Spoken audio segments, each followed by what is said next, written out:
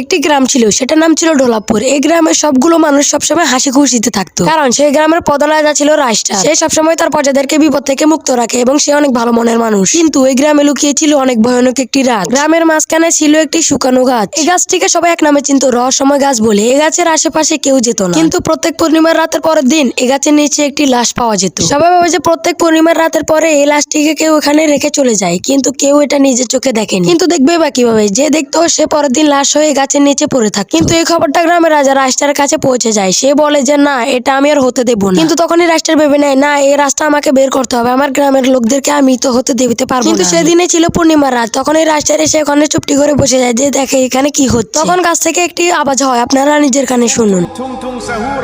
কিন্তু তখনই ওই শুকনো গাছটি একটি ভূতে পরিণত হয়। গাছ, এটা হচ্ছে পার্ট 1। তোমরা যদি পার্ট 2 দেখতে চাও তাহলে ভিডিওতে লাইক দিয়ে চ্যানেলটাকে সাবস্ক্রাইব করে দাও আর কমেন্টে লেখো পার্ট 2। আমি দেখতে চাই এই পার্টের উপর যদি ক্রেজ থাকে, তাহলে আমি পার্ট 2 খুব শীঘ্রই নিয়ে আসবো।